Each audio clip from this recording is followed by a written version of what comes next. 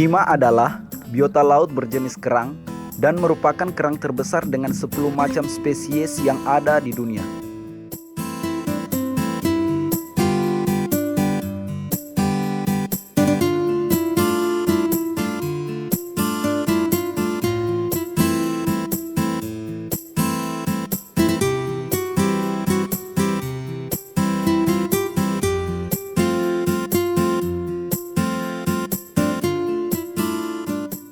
Ada dua jenis kima, yaitu genus Tridacna yang hidup di dalam batu dan pecahan terumbu karang, serta genus Hippopus yang hidup di kawasan berpasir dan padang lamun.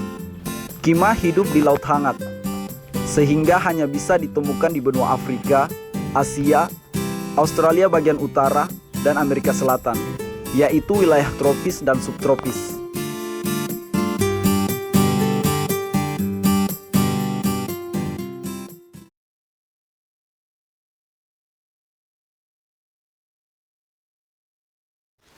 Konservasi kima toli-toli ini sebenarnya bukan sesuatu kegiatan yang direncanakan. Kami juga tidak merencanakan mau seperti ini. Tidak pernah berencana membuat konservasi kima. Tapi setelah saya pulang kampung dan melihat kondisi terumbu karang, kondisi kima yang sudah tidak ada, dulunya banyak.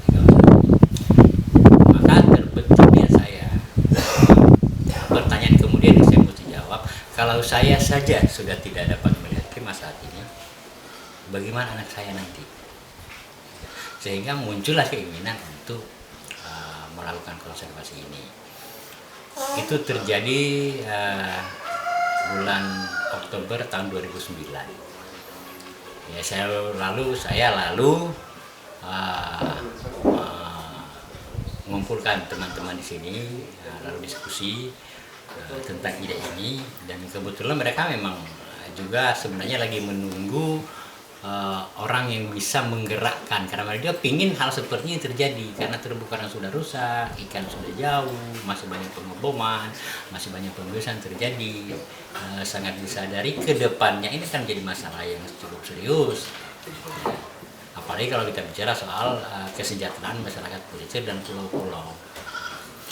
Maka berlangsunglah kegiatan itu.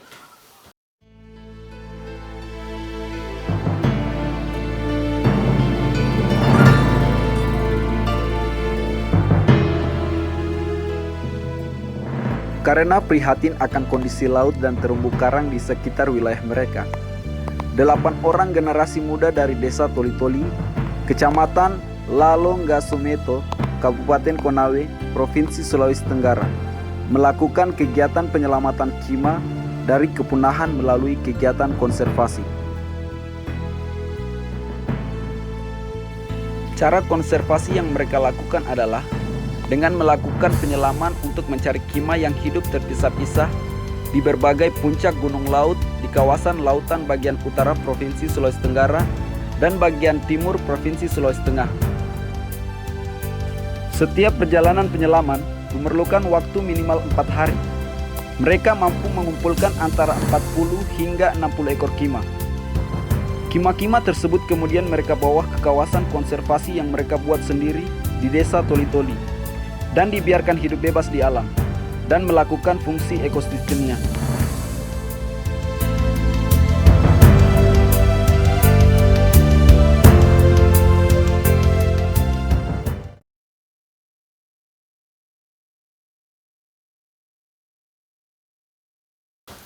Awalnya kami juga tidak tahu kima itu seperti apa, ada berapa spesies, apa gunanya.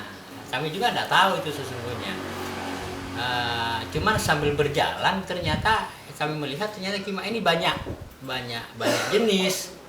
Ya lalu kemudian kami searching internet, membaca hasil penelitian para ahli di luar negeri, karena dalam negeri ini ya tidak ada yang benar-benar ahlinya. Maka hasil penelitian yang dipublikasi di internet oleh orang luar negeri itu yang kami baca dan itu menjadi referensi. Jadi akhirnya kami paham ternyata di dunia ini ada 10 spesies dan di Asia ada 7, termasuk di Indonesia. Dan sekarang memang itu sudah ada semua kita di sini, potensinya ada di Indonesia Timur termasuk di Sulawesi Tenggara. Jadi sekarang ini sudah kita kumpulkan kurang lebih ke semua spesies yang ada di Asia, ada 7 spesies plus 2 spesies baru, belum bisa dikatakan 2 spesies baru, dua spesies yang belum ditemukan sebelumnya di Indonesia, dan kemungkinan ini spesies baru tingkat dunia, masih dalam penelitian dan belum ada hasilnya. Lalu apa manfaatnya? Manfaatnya sebenarnya kembali ke fungsi kima. Fungsi kima adalah anti polutan, dia mampu memperbaiki kondisi air laut yang akhirnya mendukung pertumbuhan terumbu karang, telurnya menjadi makanan untuk ikan, sehingga pada sebuah kawasan yang ditempatkan kima, kalau tadinya di kawasan itu tidak ada ikan, maka ikan akan berdatangan, ikan akan kembali banyak. Nah, kalau kawasan terumbu karang sudah rusak ketika kima ditempatkan, maka di cangkang kima hidup itu bisa menjadi wadah tumbuhnya aneka spesies karang, baik karang yang keras maupun karang yang lembut, sehingga kawasan yang tadinya rusak disimpangkan kima akan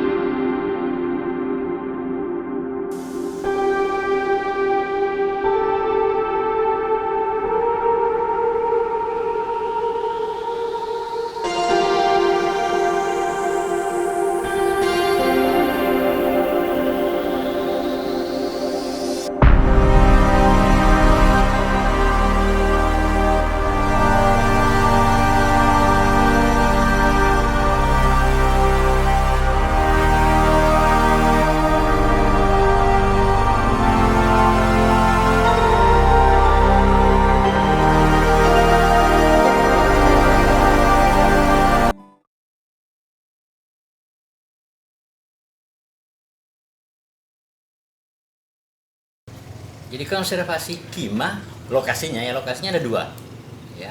Satu di sini, jadi Toli-Toli. Kedua di Labengki. Di Labengki ini kenapa dipilih menjadi konservasi Kima? Kan di Labengki tempat habitat Kima batu, Tridacna crossea. Nah, karena Kima batu tinggal di dalam batu, itu tidak bisa direlokasi. Kalau direlokasi maka batunya ini dihancurkan, atau batunya sekalian kita bawa, tapi kan batunya besar-besar tidak mungkin dibawa. Maka kami blok kawasan Labengki untuk menjadi kawasan konservasi, karena di sana sudah ada Kima batu dan itu perlu diselamatkan.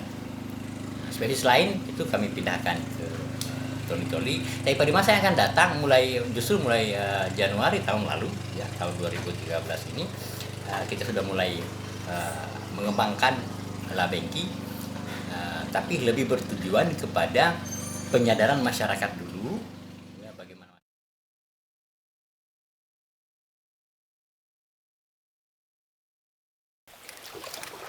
Kami sangat mendukung adanya konservasi Taman Laut Kima, di mana laut kita akan menjadi sehat, bersih, dan indah.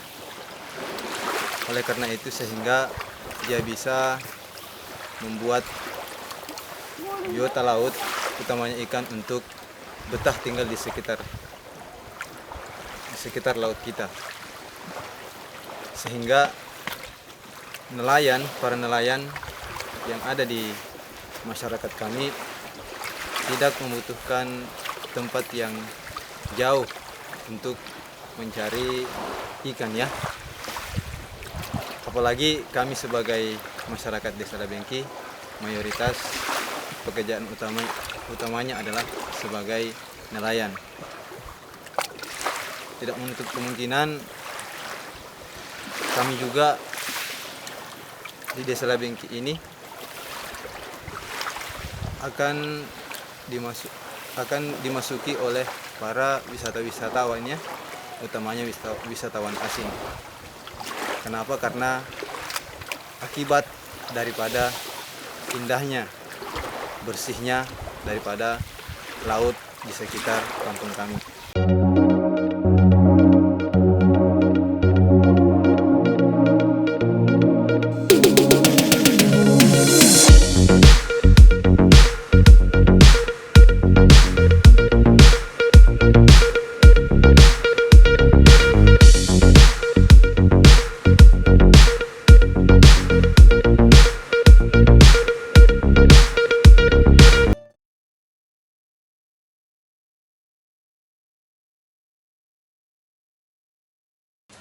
Oke, kalau kita bicara soal manfaat, ya Kima bermanfaat utamanya untuk alam dan juga manusia tentu, ya. Ya untuk alam, khususnya lautan, laut dangkal maksudnya, Kima banyak sekali memiliki fungsi yang sangat vital, justru bahwa Kima dapat dengan sistem filter yang dia miliki, jadi Kima mampu membersihkan bertonton air laut setiap hari, sehingga air laut menjadi sehat, dan ini menjadi dasar untuk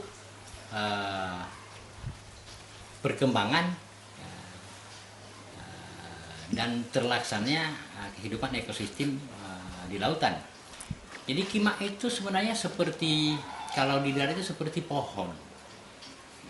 Jadi bayangkan kalau pohon tidak ada, seperti apa daratan kita. Begitu pula kalau Kima tidak ada di lautan, maka akan gersang, ya. Gersang, tidak sehat, ya, udara akan kotor. Itulah fungsi utamanya Kima.